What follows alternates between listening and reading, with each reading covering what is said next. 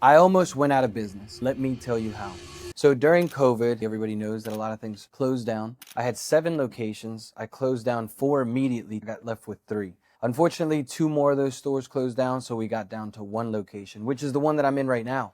And I used to joke around with my staff all the time and say, if Kennett catches on fire, that'll be it. We'll be out of business. And I think I manifested that into reality. May of 2020, I got a call, hey, the store's on fire. I was across the street watching this store go up in flames pretty much. The entire shopping center closed down for 9 months due to the fact that we had a fire. I stayed home for about a week thinking, what am I gonna do? I've just invested 10 years of my life into this business. I actually called my right hand at that moment and I said, hey, you should probably find another job. I don't know if we're gonna make it through this one. Within 2 months, my entire world got flipped upside down and I didn't know what to do. So I took a drive up to the mountains up in the Poconos. And on the drive back, I saw a construction site and I saw a container. I was like, that's cool. It's got the cricket colors. I wonder if they make offices out of them. I ended up seeing from the corner of my eye that I had an air conditioner and I was like, oh, they do. As I was driving home, I was like, man, is this really over? Like, is this really it? Is this as far as I got? And I said, nah, there's no way. I didn't go through everything that I did to build this business to give up. And I said, okay, I got to figure this out. That night, I thought about it. I was like, you know what? What if I put one of those containers in the parking lot? I called the company. Luckily, they had one available. They dropped it off. I literally opened the gates that they had surrounded around this shopping center. And I put the container in and I rented a generator and I plugged it in. Cricket at that point had a mobile POS system so I could take payments from it. I set it all up and I went live that morning and I said, hey, if anybody needs to make a phone payment, pay their bill, I'm open. Just come to this container in a parking lot and I'll help you.